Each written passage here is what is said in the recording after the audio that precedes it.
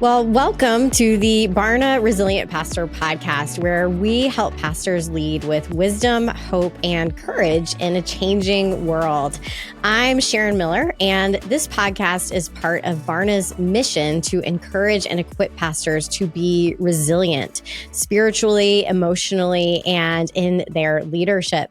Together, we'll explore new research and real conversations to help you understand the times and know what to do. If you're not doing so already, go to barna.com and sign up for the free Barna email to access the latest Barna articles, resources, and special discount offers. And as usual, I am joined by my buddies, Glenn and Rich. How are you guys doing today? Doing well, Sharon. Doing well. You know, Sharon, I am doing well, but it has been raining in California. So, it's just a little bit sad. Just a little sad. Wow.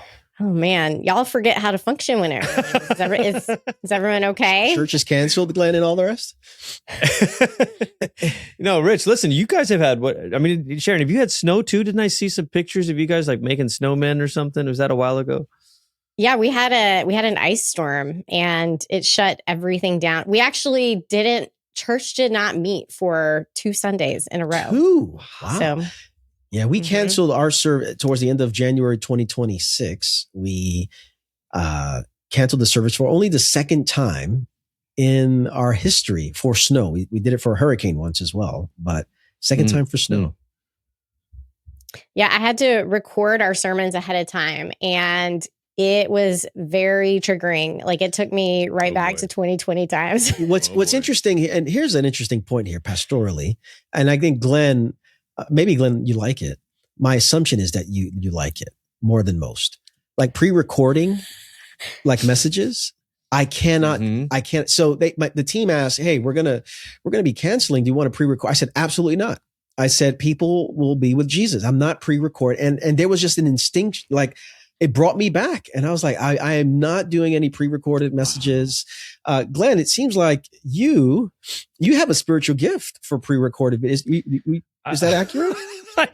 No, I don't know if it's a spiritual gift, but we are in the land of movie making and Instagram. Everybody's got their own film crew here. Everybody's an influencer, so the team has a way of making these pre-recorded things feel special and look good and not just be like, here's church, but with a camera, So I do, anyway, whatever. I think there's something there that is okay, but we haven't had to cancel because of the rain. Praise God. Oh, wow. Wait, so Rich, what is your deal with not pre-recording?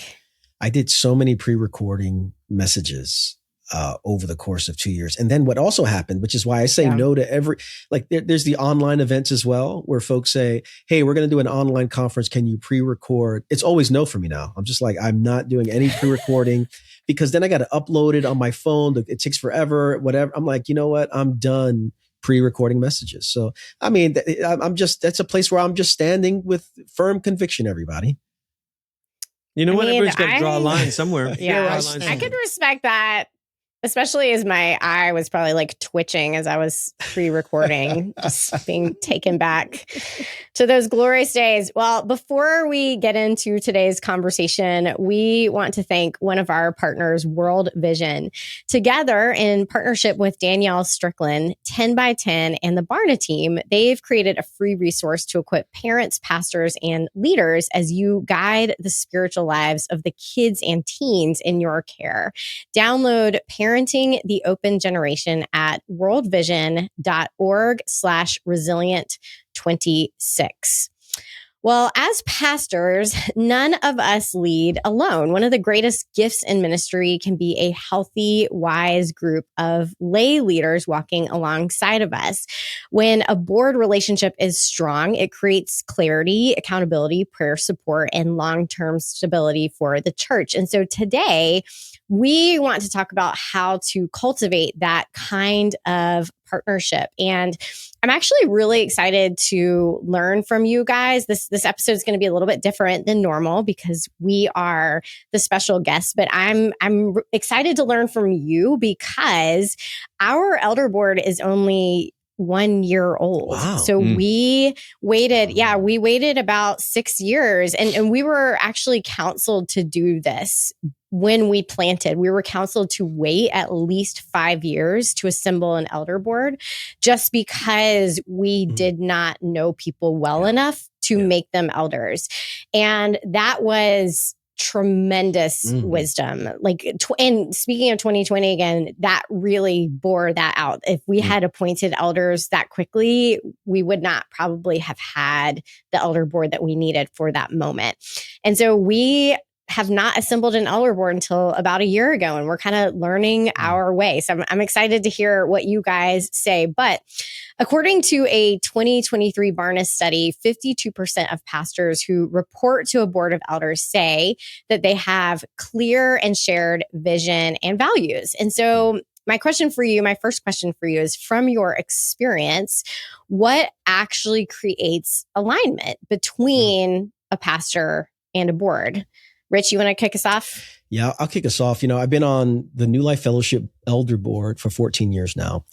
And I think at some point I might want to write something significant about this topic, because I've experienced a lot of pain. I've experienced a lot of great things as well. And so what I share emerges out of 14 years of a mixed bag. And I'd say right now we are doing exceptionally well as a board, but there were some really challenging moments. And so alignment, well, generally, I think it's important just to name from the board pastor dynamic that there are two extremes that we just have to be mindful of. Where's power concentrated? Is power concentrated simply in the lead pastor who's saying, I'm declaring this and decreeing this and we're doing this? Or is power located within the board? And so it is finding that balance, that hybridity, that rhythm of how do we share power and do it well, recognizing the unique role that lead pastors have in shaping the overall direction and culture. And so church polity governance changes, but I think that's an important thing. But in terms of alignment, I think of alignment in three areas. And Glenn, I wonder what you would say to this as well, what you would add. I think about, first of all, alignment and clarity of role, that board members know exactly what they're stepping into, which is why we have worked really hard to clarify the expectations. What does it mean to be on the board? Where are the lines? And so, for example, if there's an issue with a staff person, in the past, whenever we weren't clear on this, some board members would go straight to the staff person and not recognizing the weight that they carried in their position, as opposed to maybe talking to a department head to say, hey, can I just bring something up? And then clearing that to say, yeah, it might be a good thing, or let me talk about it. But just clarity in terms of just role. And so role descriptions are really important. Alignment in terms of just rule. And for us, rule of life, like our 5 values. If we don't ensure that whoever's stepping onto the board is not aligned in the fullness of these values. And that doesn't mean there's some disagreements here or there, but I'm talking overarching values, that we are committed to racial justice and reconciliation. And so a board member must be committed to racial justice and reconciliation across the board. So alignment in terms of role, alignment in terms of rule, and then alignment in terms of relationships. And for me, relationships, this comes out of lots of pain, where one of the counsel we received about 7 years ago was that I would meet with one board member annually. One board member monthly, and we would be on a rotational basis. And so I have a lunch, a coffee, a Zoom if our schedules can't coordinate, for 45 minutes to an hour and 15 minutes. And it's just connection with another board member. That has gone a long way over the last 5-6 years in just navigating conflict and such. So much more to say, but Glenn, I wonder what you would add to that. No, we really should double click on some of those as we keep talking about this. I want to say that every church has a different sort of ecclesiology, whether that's a formalized ecclesiology or an informal ecclesiology. And I want to try to be careful here, because the details of my life are fairly public. People can find out what churches I was at and all that, but I don't want to make it about names or churches or people. I want to make it about situations and lessons and scenarios. The previous church that I was at was non-denominational, and they had a board of elders, which was a good thing. At the same time, it was not structured. We never really talked about the bylaws. And I served on that board of elders as a staff person, with majority non-staff and then minority on staff for voting balance. And I think that's generally a healthy practice as well. But it was definitely dominated by the lead pastor at the time, who took all the oxygen in the room. And so there is what you say in theory, and then there is what you embody in practice. And what was embodied in practice was the leader talks.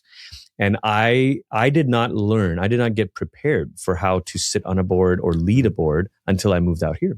Now, one of the things that surprises people if they don't know Orange County is incredibly entrepreneurial and business minded. The great majority of people here own businesses, and the goal is to grow a business and then sell a business. So the idea of boards out here is very much profit-minded, scale-minded. There's a whole different paradigm. The dashboard that Rock Harbor created, that I inherited, is such a complex instrument that I had never seen anything. All I was used to was a spreadsheet of attendance and giving. So we had to learn some of that stuff. The second great learning environment for me is I sit on the board of Biola University, an incredible Christian school, a university, and it's a board of 25 people, majority business people.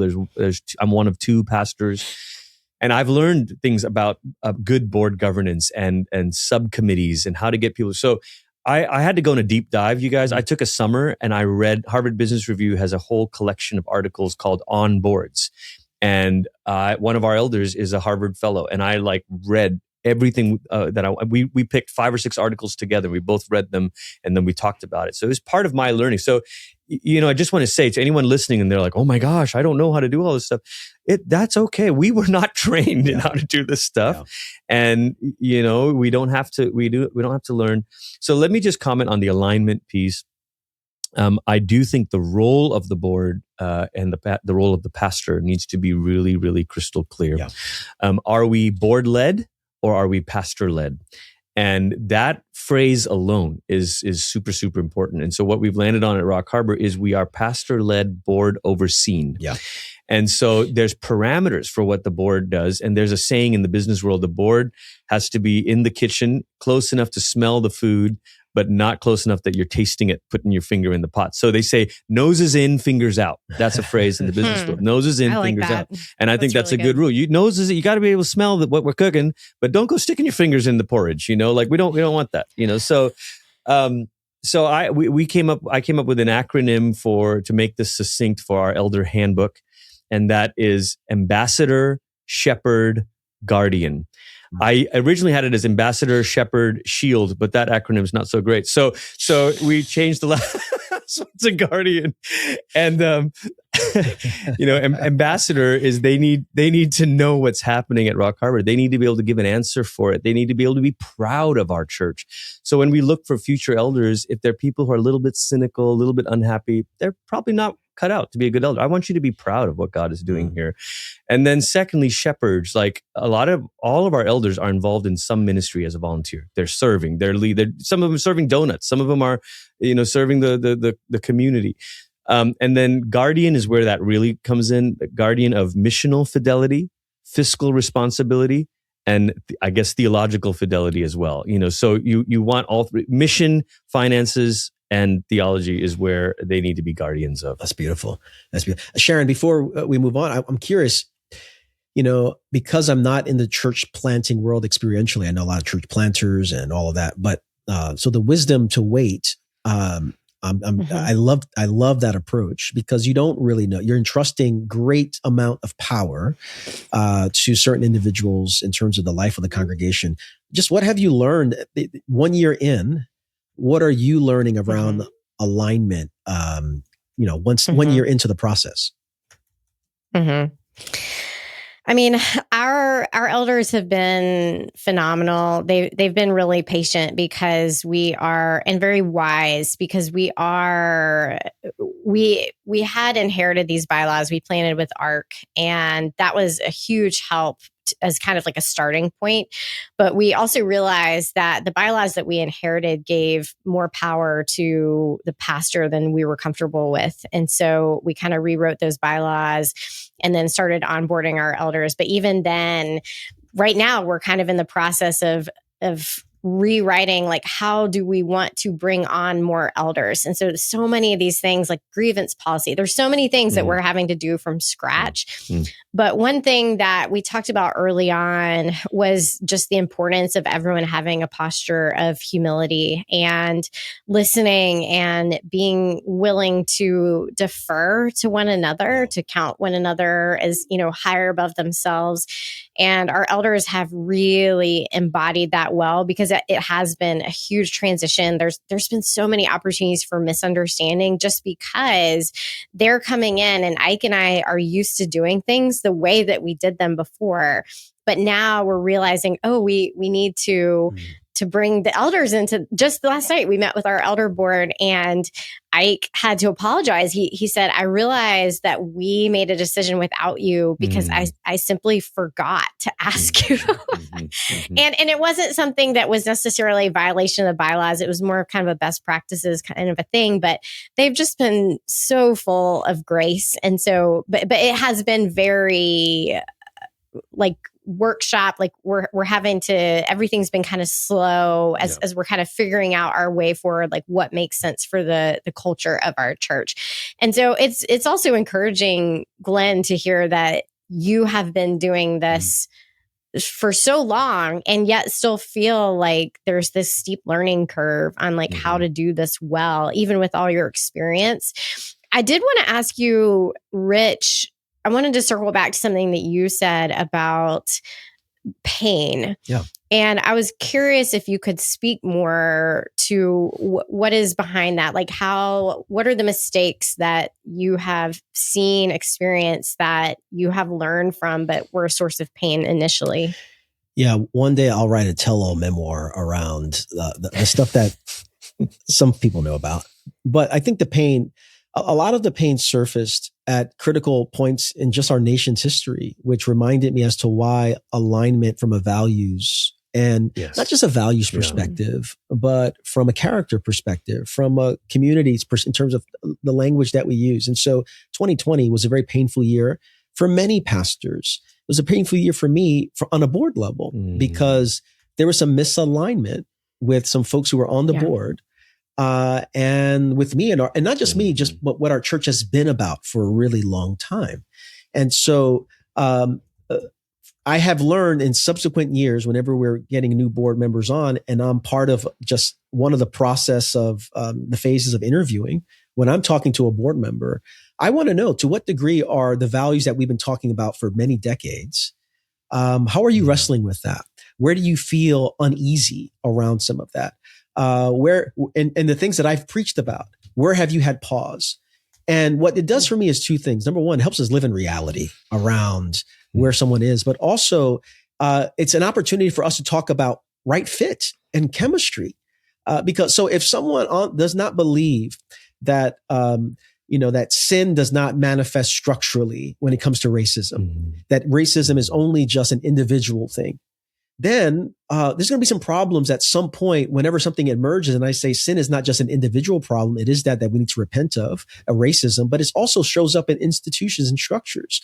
Something as simple as that, which, by the way, serves as a great pain point for me and a specific board member. But again, it's back to, what I did. And I saw how someone facilitated a meeting, and they were just really exceptional at those skills. Of just this person can facilitate a meeting. This person is great in that.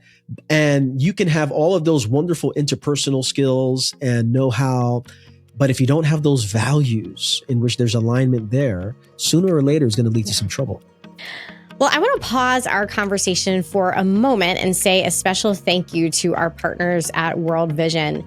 World Vision has spent decades empowering the most vulnerable children around the world. Now, in partnership with Danielle Strickland, 10 by 10, and our friends here at Barna, they've created a free resource to equip parents, pastors, and leaders as you guide the spiritual lives of the kids and teens in your care.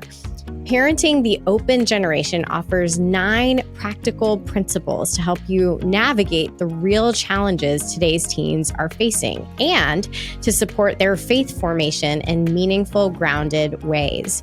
Download Parenting the Open Generation at worldvision.org/resilient26. Again, that's worldvision.org/resilient26. We've also linked to it in today's show notes. Okay, back to our conversation.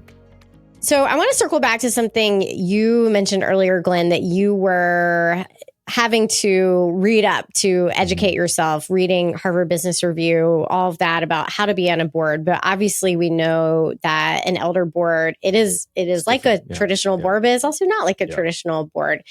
And so I was curious to hear from you guys about the spiritual rhythms of your elder board. Barna found that only 22% of pastors say their relationship with their board is characterized by frequent prayer together, which really surprises me and would suggest that the elder board is functioning much more in like a traditional, business board kind of a way. And so what are some of the spiritual rhythms or practices that you guys have implemented into your elder board?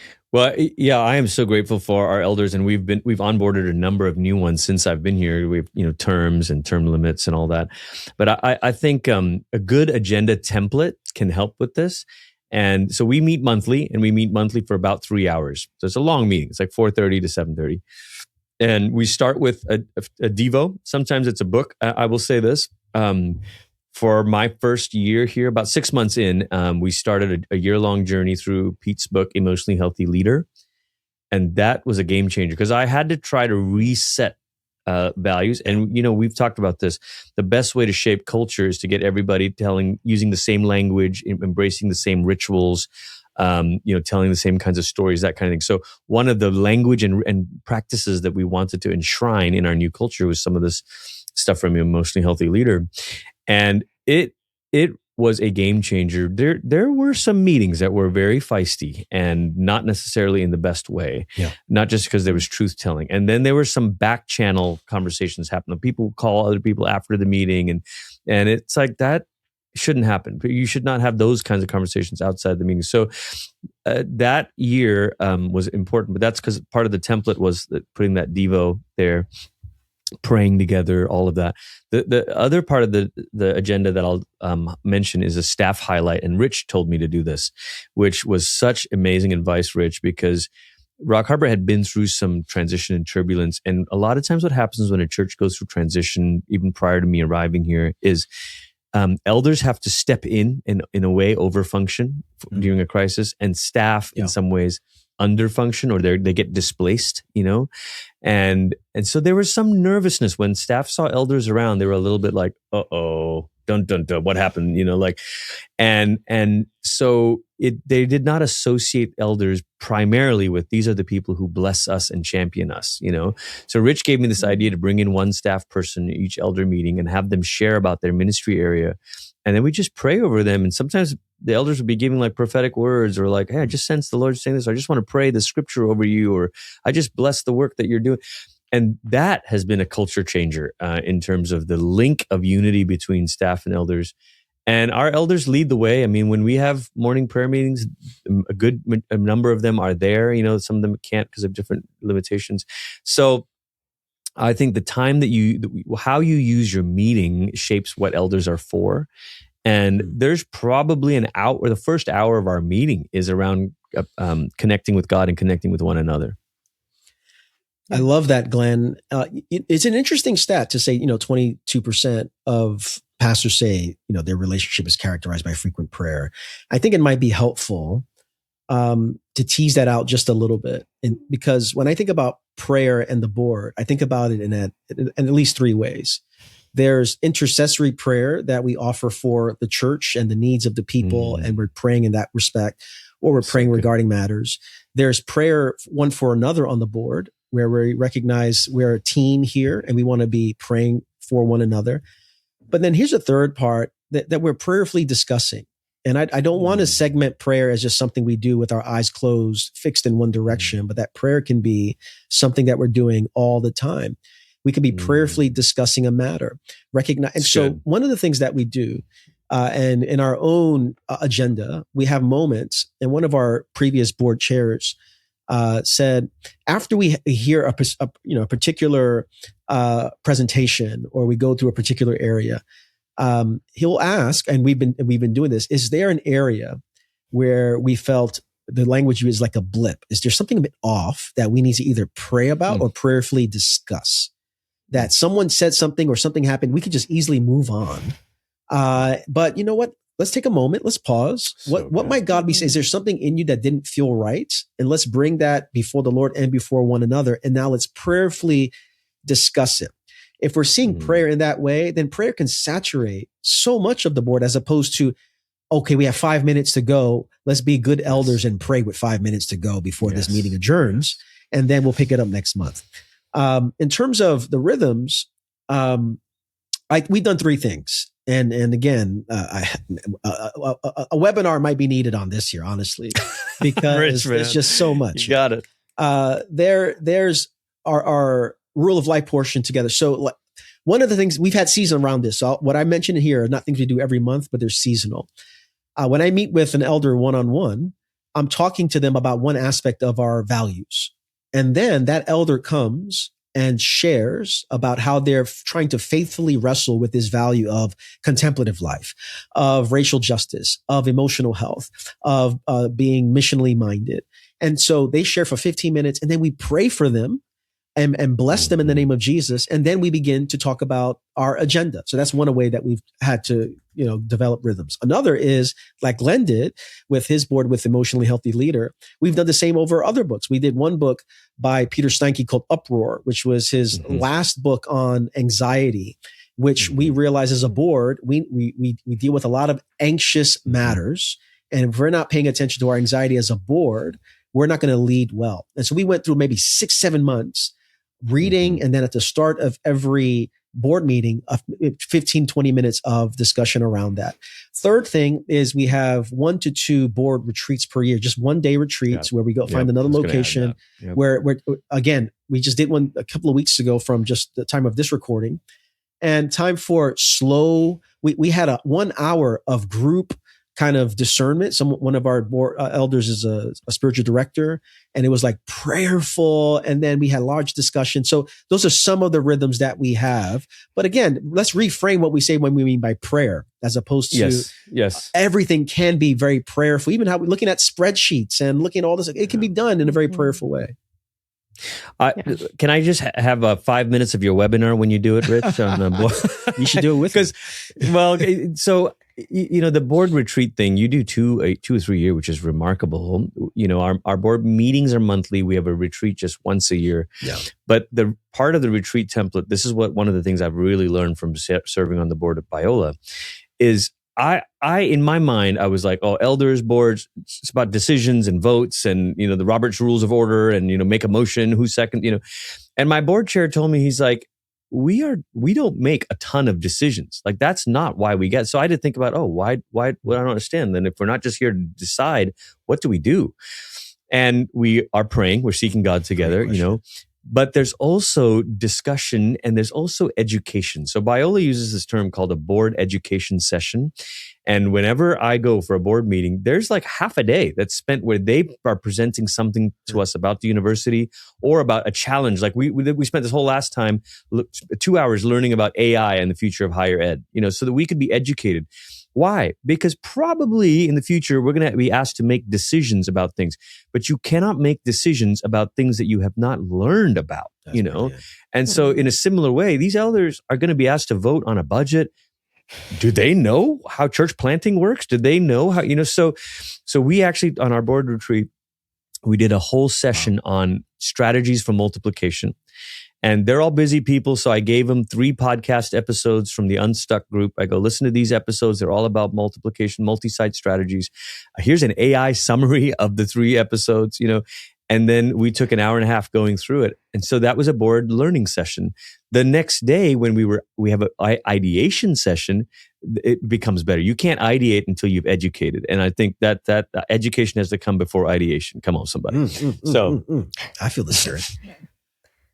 That's really helpful. I want to pivot now to a different topic, and that is accountability. So healthy accountability. Yeah. Barna said that when asked to describe the pastor-elder relationship in their church, over half of pastors selected healthy accountability, which is really interesting. And so what have you guys experienced? What does healthy accountability actually feel like from a pastor's seat? Because I think we've all watched what happens when that accountability is not there. And so how would you guys, Rich, if you want to go first, speak into that question? Yeah, I think healthy accountability means, first off, there's a holding of together the good and the gaps. I know what it's like. In various seasons, there were moments where I didn't feel like I was getting the kind of encouragement, the kind of like, this is the good that's happening in our church. Mm-hmm. And all that was brought up were the challenges, the gaps, what's not working. Yeah.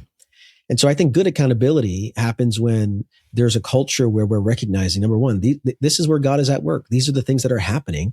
And so we're creating a particular environment and ethos where critique, where pushback, where resistance can be heard and felt in a way that I think does everyone good. So that's one thing in terms of just holding that tension. It's also a culture where from the very beginning, where difference and questions are regularly given space. And this is where I recognize the unique role that I have as the lead pastor.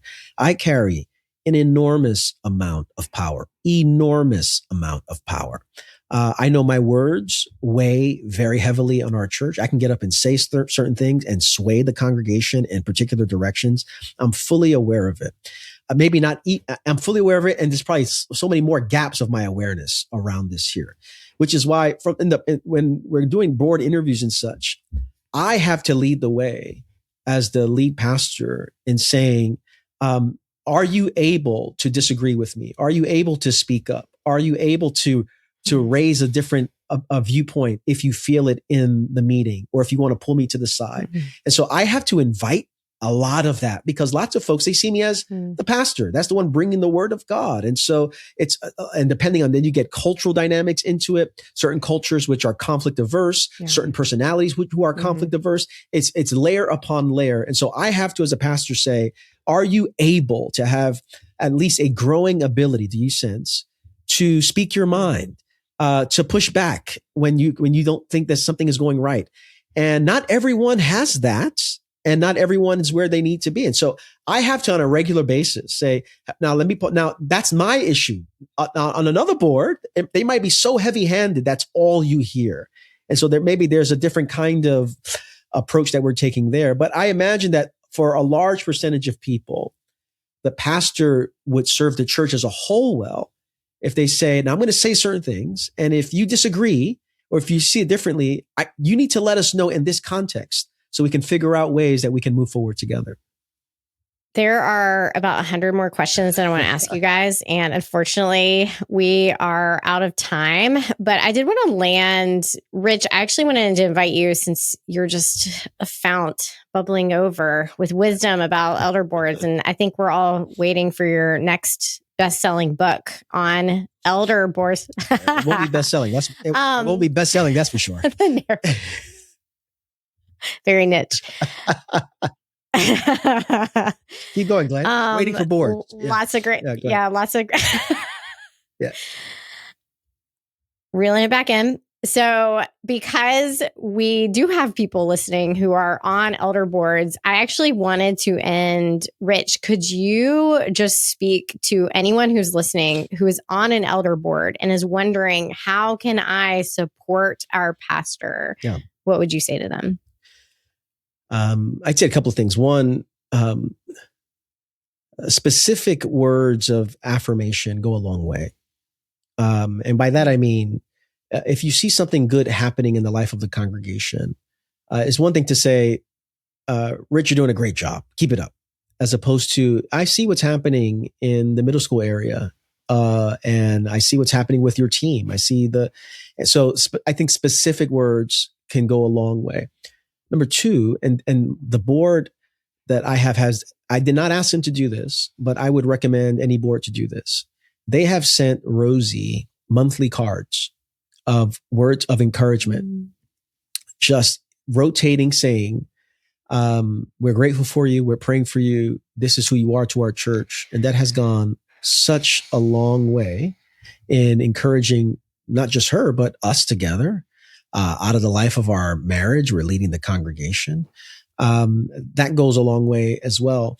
And, and I say this recognizing, that every church has different budgets and all those things there. But, what practical ways, especially for churches that are not necessarily as resourced, how can you bless your pastor? If your church is 150 people and you can figure out a way to get your pastor a vacation, that it would be really hard for her or him to take on their own. I mean, figure out practical ways as well to bring about delight. It's stressful as it is already. So those are just a few things that I know our board has done with us that has meant a lot over the last 14 years. That's really good. Thanks for sharing that. And everyone listening, just keep your eyes peeled for Rich's runaway hit, the narrow but deeply formed elder board. That waits. Yeah, well, guys, everyone. Thank you for joining us for the Resilient Pastor podcast. If this conversation encouraged you, be sure to share it with a fellow pastor or leader. You can find more Barna research and resources at barna.com. And again, thank you to one of our partners, World Vision. Together, in partnership with Danielle Strickland, 10x10, and the Barna team, they've created a free resource to equip parents, pastors, and leaders as you guide the spiritual lives of the kids and teens in your care. Download Parenting the Open Generation at worldvision.org/resilient26. Thanks for watching and listening to the Resilient Pastor podcast. See you next time.